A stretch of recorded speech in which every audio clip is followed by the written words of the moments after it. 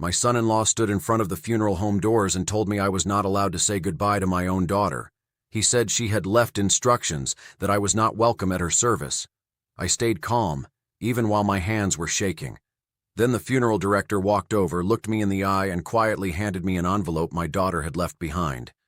Inside that envelope was the first clue proving my daughter had not died with her secrets, and my son-in-law had been hiding far more than grief. My name is Raymond Carter. I am 61 years old, and I live in Portland, Oregon. For 32 years, I have owned Carter Lock and Security, a commercial locksmith and security systems company on the east side of the city. I built that business with steady hands, long nights, and the kind of patience only life can teach a man. I have opened jammed bank doors at midnight, installed security cameras in hospitals, and helped business owners protect everything they worked for. But nothing in my life prepared me for standing outside that funeral home, wearing a black suit, holding my daughter's funeral program, while her husband looked at me like I was a stranger. Derek Wells stood with one hand on the brass door handle, his black tie slightly crooked, his face dry and hard. Behind him I could see people moving through the lobby. Flowers, soft lights, a framed photo of my Emily near the entrance. My daughter was smiling in that picture, the same warm smile she had when she was 8 years old and missing her 2 front teeth. I looked past Derek and said, "I'm here for Emily." He stepped closer, lowering his voice just enough for the people behind him not to hear every word. "You need to leave, Raymond." I stared at him, waiting for grief to explain his cruelty. It didn't. "This is my daughter's funeral," I said.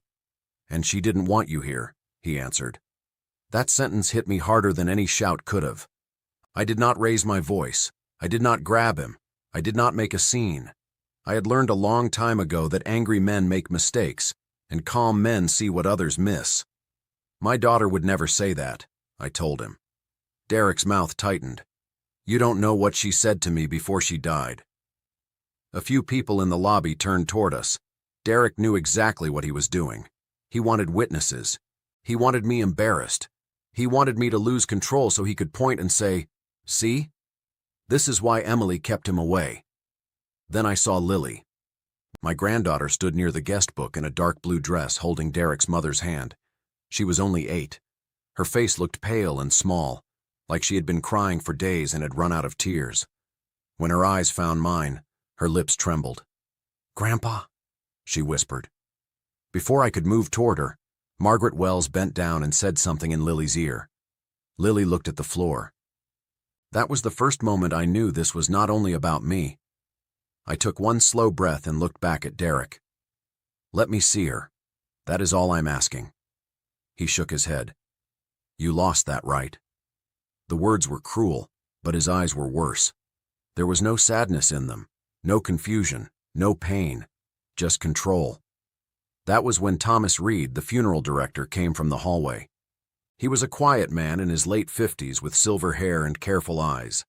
I had met him once before, years earlier, when he handled my wife's service.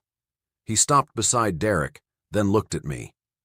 "Mr. Carter," he said softly, "may I speak with you for a moment?"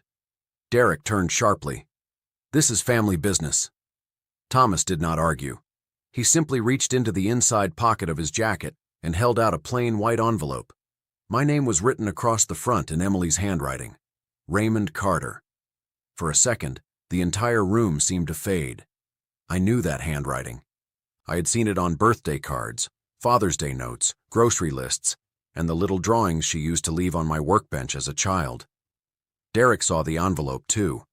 His face changed. "What is that?" he asked. Thomas kept his hand steady. "Something Emily asked me to deliver under specific circumstances." "What circumstances?" Derek snapped. Thomas looked at me, not him. "If you were prevented from attending." My fingers closed around the envelope. Derek reached for it, but I stepped back before he could touch it. For the first time that morning, I saw fear flash across his face. I did not open the envelope there, not in front of Derek, not in front of Margaret, not in front of Lily, who was watching me with scared eyes. I slid it into my coat pocket and said quietly, "I'll be leaving now." Derek looked relieved too quickly. As I walked back toward the parking lot, the Oregon rain began to fall harder. I sat in my truck, closed the door, and held that envelope in both hands. Then I opened it. Inside was a folded letter, a small brass key, a bank receipt, and a note with one sentence written in blue ink. "Dad, if he keeps you away, start here." I sat in my truck for several minutes, staring at the contents of the envelope without touching anything else. The rain tapped against the windshield, and people dressed in black continued walking into the funeral home behind me. I should have been inside, standing beside my daughter's casket. Instead, I was sitting alone with a key, a bank receipt, and a note that made it clear Emily had expected exactly what had just happened. Before I could understand why she left those things for me, my mind drifted back to the years before Derek entered our lives. Emily was the brightest part of my world. After my wife passed away when Emily was 19, the two of us leaned on each other.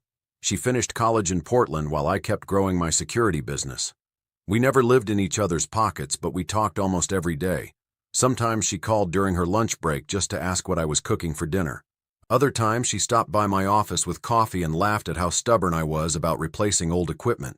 She had a calm personality, much like her mother. She listened before speaking, avoided unnecessary arguments, and always looked for the good in people. That was one of the qualities I admired most about her. It was also the quality that eventually made her vulnerable. I first met Derek at a neighborhood charity event downtown. Emily introduced him with a smile that reached her eyes. "Dad, this is Derek Wells." He offered a firm handshake and spoke with confidence. He worked in business consulting and seemed polite, respectful, and ambitious. We spent nearly an hour talking about small businesses, the local economy, and Portland's growing commercial district. When they left that evening, I remember thinking Emily had chosen someone who treated her well. For the first year, everything appeared normal. They married in a small ceremony overlooking the Columbia River Gorge. It wasn't extravagant, but it was beautiful. Emily looked happier than I had ever seen her. I stood beside her before the ceremony, straightened a loose strand of hair, and told her how proud her mother would have been. She hugged me so tightly that day, I thought nothing could ever come between us. A year later, Lily was born. Holding my granddaughter for the first time felt like getting a small piece of Emily's childhood back. Lily had Emily's eyes, Emily's smile, and the same habit of squeezing my finger whenever she fell asleep. Those first few years were filled with birthday parties, weekend visits, and family dinners. Then, little by little, things changed. The phone calls became less frequent. Dinner invitations were canceled at the last minute. When I asked Emily if everything was all right, she always smiled. "We're just busy, Dad." Busy. That word became her answer for everything. I noticed Derek answering questions that were meant for Emily. If I asked about vacation plans, Derek responded. If I asked how Lily was doing in school, Derek answered before Emily opened her mouth. At first, it seemed harmless. Later, it felt calculated. One Thanksgiving, Emily arrived almost 40 minutes late. She apologized repeatedly even though no one had complained. While she helped me carry dishes into the kitchen, I quietly asked, "Are you okay?" She smiled, but it didn't reach her eyes. "I'm fine. You know you don't have to pretend with me." "I know." She squeezed my arm gently before Derek walked into the kitchen carrying a pie. The conversation ended immediately. That was the first time I saw Emily carefully choosing her words around her own husband. Months later, I invited them to my house for Sunday dinner. Only Lily came running through the front door. "Grandpa!" she shouted before jumping into my arms. Emily followed with a tired smile. Derek walked in last, looking irritated. Halfway through dinner, Lily accidentally spilled a glass of milk. Before I could grab a towel, Derek snapped, "How many times do I have to tell you to be careful?" The room became completely silent. Lily froze. Emily reached for her daughter's hand and softly said, "She's okay. It was just an accident." Derek looked at Emily instead. "You always make excuses." His tone wasn't loud. It was worse. It was controlled. Emily lowered her eyes. That bothered me more than if they had argued. When they left that evening, I stood on my front porch watching their car disappear around the corner. Something deep inside me told me my daughter wasn't living the life she wanted anymore. Still, I didn't interfere. Emily was an adult. She had her own marriage. I believed that if she needed help, she would ask. Looking back now, that may be the biggest mistake I ever made. Over the next 2 years, I watched my daughter slowly disappear behind carefully rehearsed smiles. She stopped dropping by my office. Holiday visits grew shorter. Derek always had somewhere else they needed to be. Even Lily became quieter. Instead of telling me stories about school, she often glanced toward her father before answering simple questions. Children don't learn that kind of caution on their own. Someone teaches it to them. Sitting alone inside my truck outside the funeral home, I realized something that filled me with regret. Emily hadn't pulled away from me all at once. She had been disappearing one small piece at a time. And somehow, I had convinced myself everything would eventually get better. I looked down at the brass key resting in my palm. Whatever Emily had hidden from Derek, she had trusted me to find it after she was gone. I closed my hand around the brass key and leaned back against the driver's seat. My heart kept telling me there was more to Emily's death than the short explanation Derek had given everyone. Until that morning, I had tried to push those thoughts away. Now I couldn't. 3 weeks earlier, my phone had rung just after 6 on a Tuesday morning. I answered without looking at the screen. "Morning, Emily." There was a pause. Then Derek's voice came through. "Raymond, it's Emily." The way he said her name made my stomach tighten. "What happened?" "There was a medical emergency during the night. The paramedics took her to the hospital." I was already reaching for my truck keys. "Which hospital?" "Oregon Health and Science University." "I'll be there in 20 minutes. You don't have to rush." His answer made no sense. "I'm her father," I said. "I'm coming." When I arrived, Derek was sitting alone in the family waiting area. His shirt looked wrinkled, but his face was strangely composed. Most people who had just lost their wife looked broken. Derek looked tired, but not shattered. I searched the hallway. "Where's Emily?" He slowly stood. "I'm sorry, Raymond." For a moment, I couldn't hear anything else. The hallway seemed to disappear. The fluorescent lights blurred above me. "No," I whispered. "The doctors couldn't save her." I sat down because my legs simply stopped working. Emily, my little girl, gone. I don't remember how long I stayed there before I finally asked, "What happened?" "They think it was a sudden medical emergency." "What kind?" "They're still completing paperwork." His answers were short, careful, almost rehearsed. I asked if I could speak with the doctor. "They're busy. I'll wait. They've already moved on to other patients." Nothing about that conversation felt natural. Before I could ask another question, Derek looked at his watch.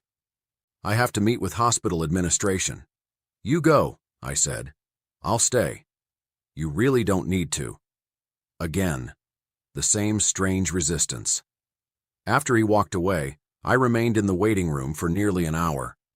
Eventually, a hospital staff member informed me that Dr. Alan Pierce would not be available to speak because certain paperwork still needed to be completed before medical information could be released. I respected that. Hospitals have rules. Still, I couldn't shake the feeling that every answer I received ended one step before the truth. Over the next several days, Derek handled everything. He arranged the funeral. He spoke with the insurance company. He contacted extended relatives. He even posted the public announcement online before I had finished calling Emily's closest friends. Whenever I asked if there was anything I could do, he answered the same way. "I've got it covered." At first, I believed he was simply trying to manage overwhelming responsibilities. Then small things began bothering me. He refused to discuss Emily's final hours. He never mentioned which doctor treated her. He became irritated whenever anyone asked about medical details. One afternoon, I called him. "I'd like a copy of the death certificate when it's available." "I'll send it." Days passed. Nothing arrived. When I reminded him, he said he was still waiting for paperwork. That explanation seemed reasonable, until I learned from another relative that the death certificate had already been filed. That was the first lie I caught. I didn't confront him. Instead, I wrote it down in a notebook I kept in my office. Date, time, conversation. It was an old habit from running a security company. Facts matter, memories fade, records don't. A few days later, I stopped by Emily's house hoping to see Lily. Derek opened the front door just enough to block the entrance. "Lily isn't feeling up to visitors. I only want to give her a hug. Another time." As he spoke, I noticed something unusual. The security keypad beside the front door had been replaced. I knew that system. My company had installed it 5 years earlier after Lily was born. The new keypad wasn't one of ours. I glanced toward the small exterior camera mounted under the porch roof. It had also been replaced. "Did you upgrade the security system?" I asked.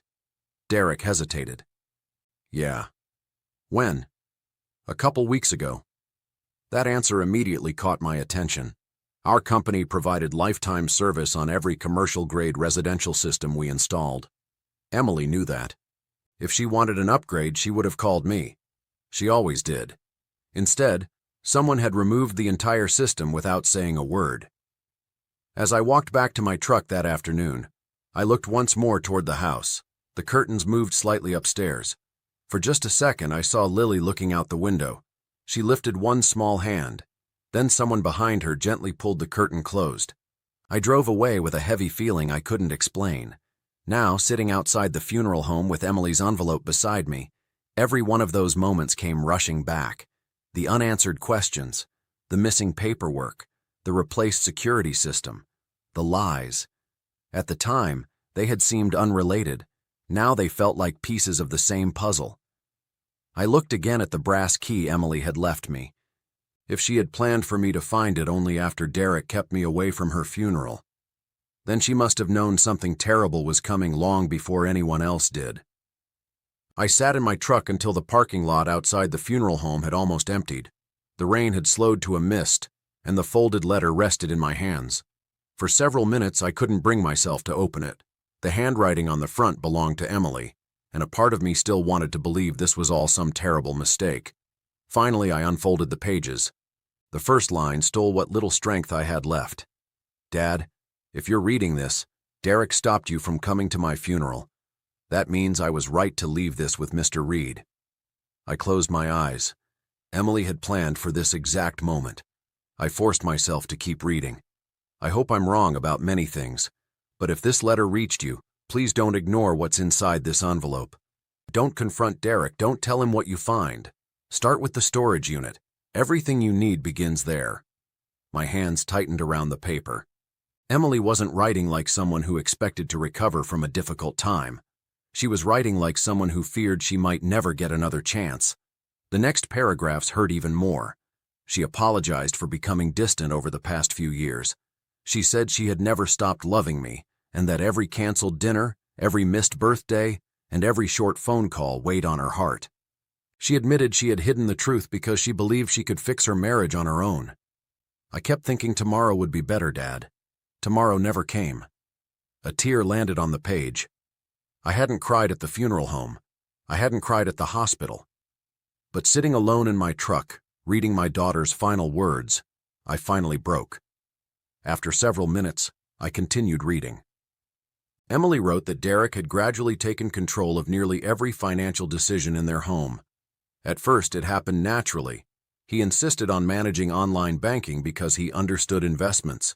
Later, he convinced her to let him handle business paperwork and insurance records. Eventually, she realized she no longer had full access to accounts carrying her own name. She never accused Derek of physically hurting her. Instead, she described something quieter: isolation, control, fear. She explained how every disagreement somehow became her fault. If she questioned spending, Derek claimed she didn't trust him. If she wanted to visit me, he reminded her how busy their family was. If she disagreed with him in front of Lily, he refused to speak to her for days.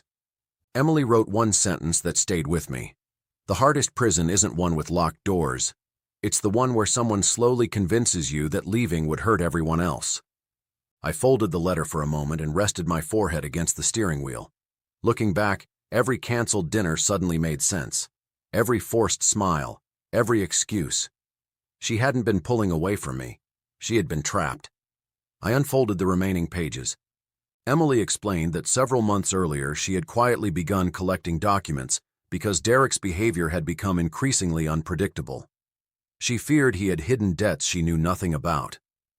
Then she wrote something that made my heart race. "The bank receipt belongs with the storage unit. Don't throw it away." I picked up the receipt for the first time. It showed a payment made to a storage facility on the east side of Portland just 11 days before Emily died. The customer name wasn't listed, only a unit number, and a payment confirmation. I turned the receipt over. Emily had written another note on the back. Everything inside belongs with the copies I couldn't keep at home. I looked at the small brass key resting beside it. The number stamped into the metal matched the unit listed on the receipt. Emily had prepared everything carefully. She had expected Derek might search the house, but he hadn't found this envelope because she never kept it there. She trusted Thomas Reed instead. As I thought about the funeral director, another memory returned. When Thomas handed me the envelope, he never looked surprised. He looked relieved. He had been waiting for this moment. I carefully placed every item back inside the envelope except the letter. There was still one page I hadn't fully read.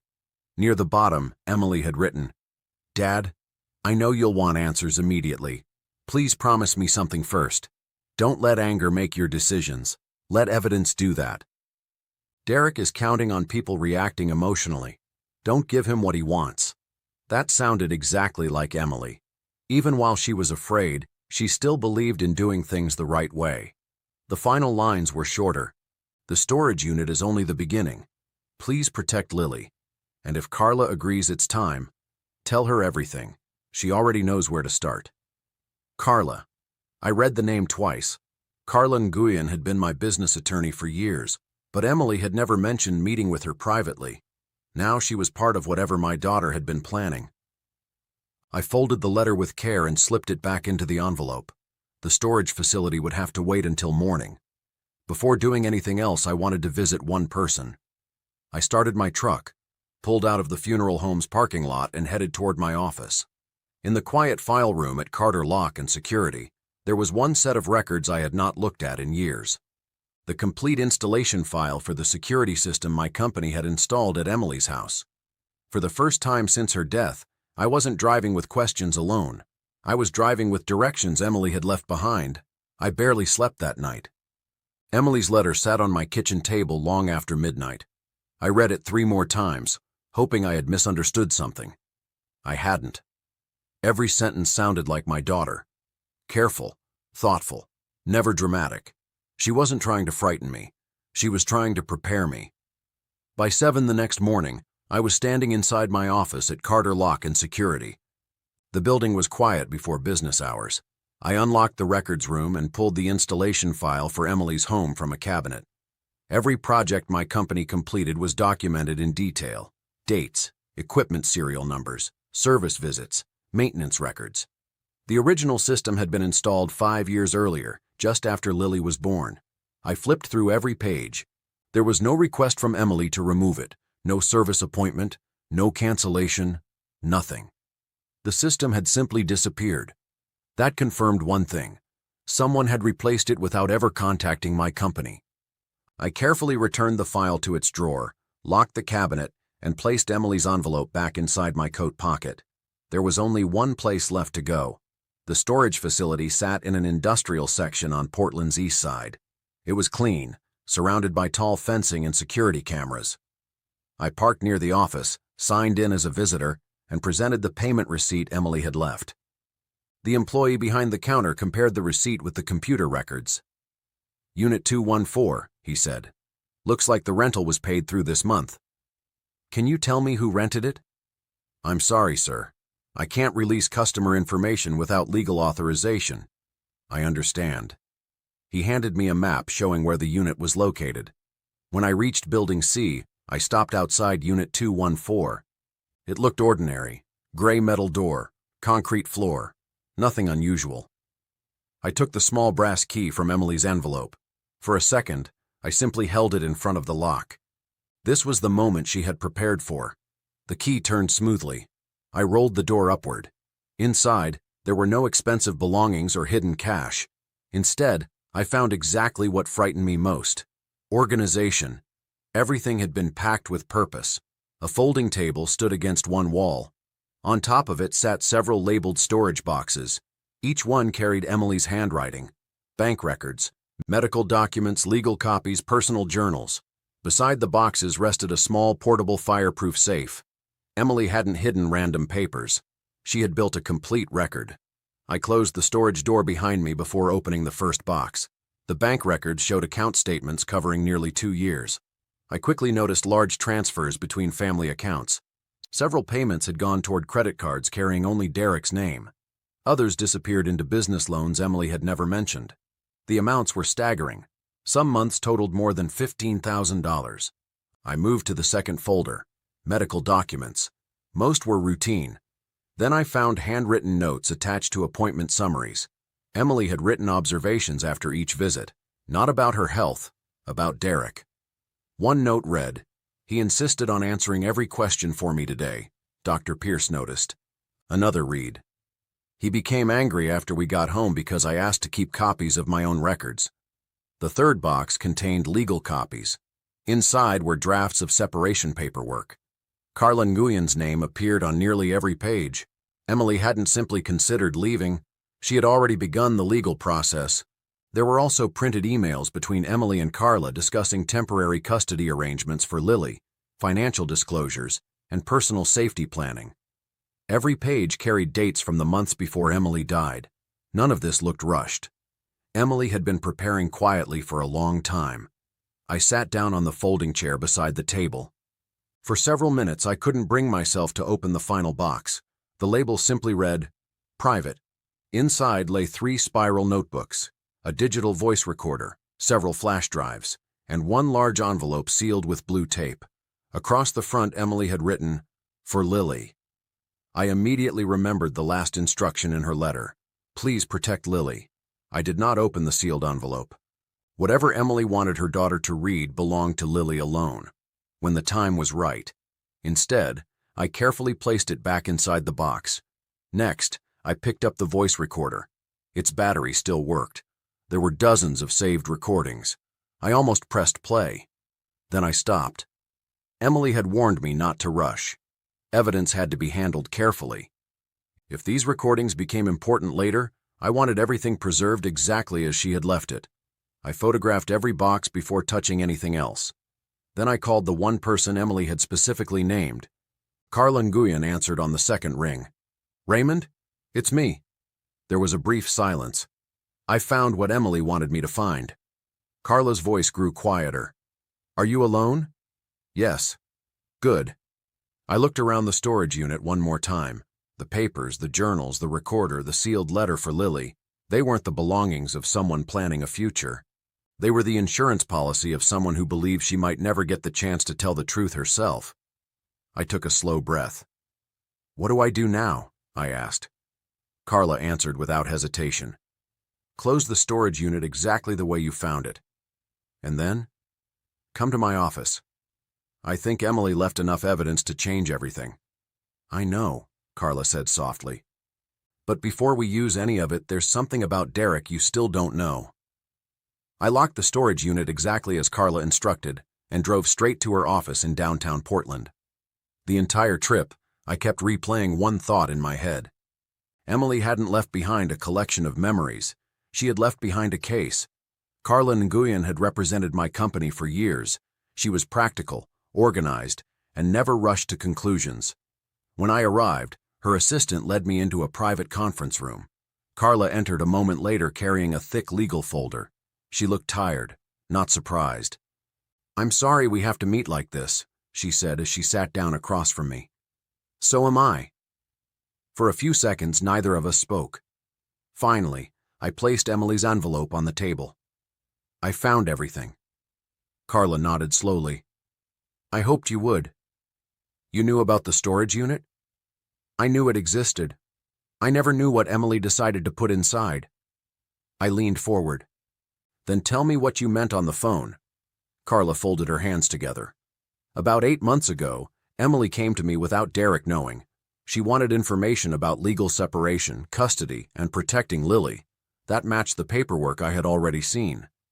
"But there was something else," Carla continued. "Emily believed Derek wasn't just hiding money from her. She believed he was intentionally putting nearly everything into his own name while using her income and assets to keep himself afloat. So she wanted a divorce. She wanted answers first." Carla opened the folder she had brought. "I couldn't file anything until Emily gave final approval. She never did. Because she died. Carla looked down for a moment before answering. Yes. The room fell silent. Then she slid a document toward me. It was a financial disclosure worksheet Emily had started filling out. Several sections were highlighted. Large withdrawals, unknown business debts, credit accounts Emily didn't recognize. He told her they were business expenses, Carla said. Emily wasn't convinced. I thought back to the bank records in the storage unit. The numbers fit. So what do we do now? We don't accuse Derek of anything. I almost smiled. That sounded exactly like Emily's letter. Evidence first, I said. Exactly. Later that afternoon, we met Detective Marissa Cole at the Portland Police Bureau. Carla had already contacted her, explaining that newly discovered documents might involve financial fraud and possible coercive control. Detective Cole greeted us professionally. I've reviewed the basic timeline, she said. At this point, we don't have evidence of a crime related to Emily's death, but financial misconduct is another matter. I appreciated her honesty. She wasn't making promises. She was following facts. I placed copies of the bank statements and financial records on the conference table. Detective Cole studied them carefully. These transfers are unusual, she said. They continue for almost 2 years. She made several notes before looking at me. Mr. Carter, your company installed the security system at your daughter's home. Yes. When was it removed? I don't know exactly. Derek claimed it was upgraded. But your company didn't perform the work? No. She nodded thoughtfully. I'd like to know when those cameras stopped recording. So would I. That evening, I returned to my office. One advantage of owning a security company was that we archived installation records, maintenance reports, and remote service logs for years. Emily's system had included optional cloud-based diagnostic reporting. Most customers never thought about it. I did. After signing into our archived service portal, I located Emily's account. The system had functioned normally for years. Then, one evening 6 weeks before Emily's death, every device had suddenly gone offline at exactly 8:17 p.m. No maintenance request, no scheduled replacement, just complete disconnection. The following afternoon, the customer account was marked inactive, not by Emily, by someone using the homeowner authorization code. I stared at the screen. Emily had never shared that code with anyone except Derek. I printed the activity log and placed it inside a folder. The timeline was becoming clearer. The cameras disappeared. The records stopped. Emily continued documenting financial concerns. Then she died. The next morning, Carla arranged for us to meet Dr. Alan Pierce. He couldn't discuss every detail because of medical privacy laws, but certain records were now legally accessible through Emily's estate. Dr. Pierce looked uncomfortable. I can't speculate, he said carefully, but I can tell you something bothered me during Emily's last appointment. What was it? I asked. Derek answered nearly every question before Emily could speak. I remembered Emily's handwritten note. He insisted on answering every question for me today. Dr. Pierce noticed. Dr. Pierce continued.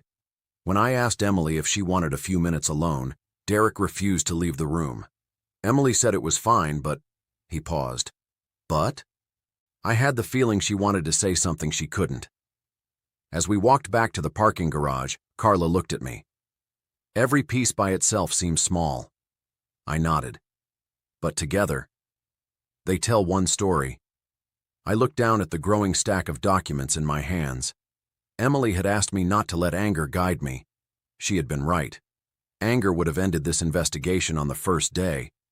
Evidence was taking us somewhere much farther, and for the first time since standing outside the funeral home, I believed the truth was finally beginning to catch up with Derek Wells.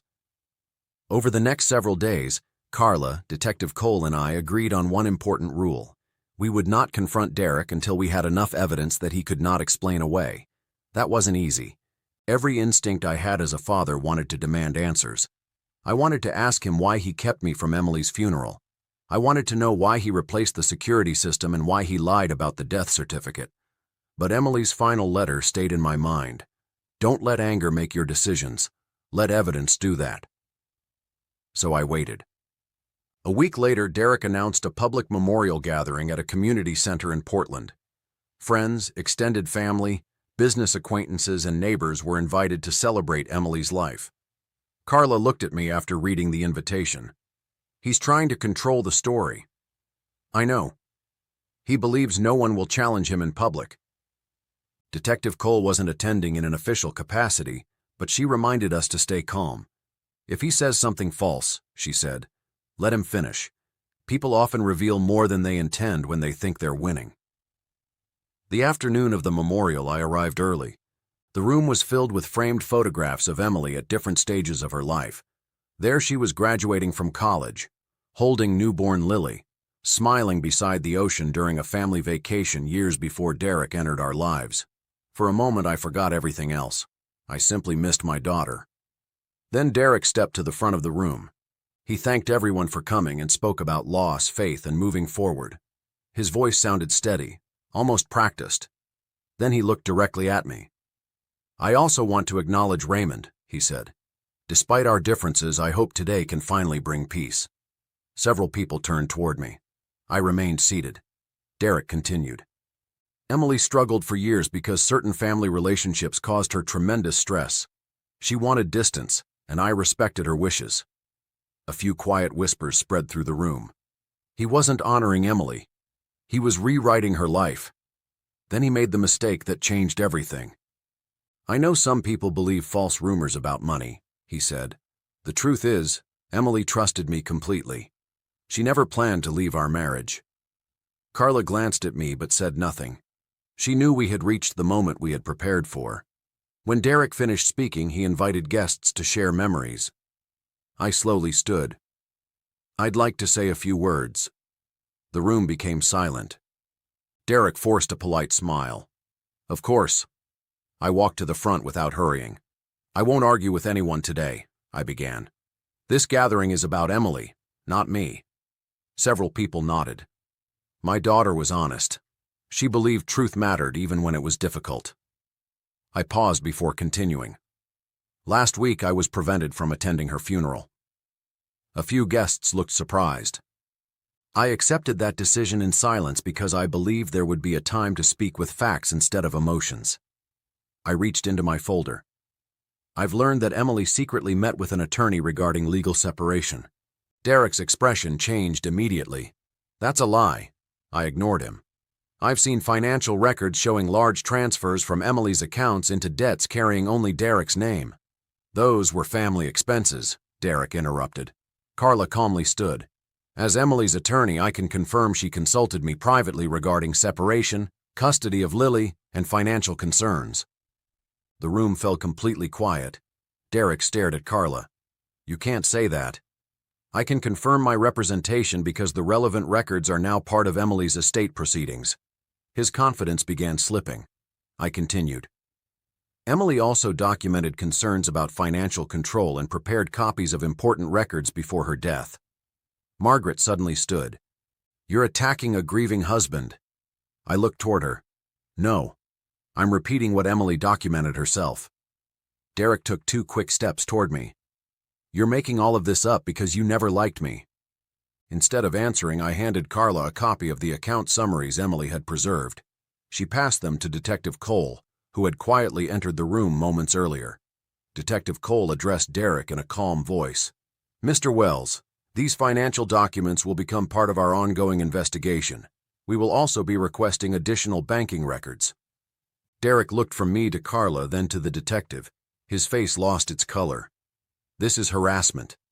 No, Detective Cole replied. This is procedure. For the first time since Emily's death, Derek stopped talking. The room remained silent. No dramatic shouting, no applause. Only stunned faces as people realized this family tragedy had been hiding something much darker beneath the surface. I looked around at the photographs of Emily one last time. I didn't come here to destroy anyone, I said quietly.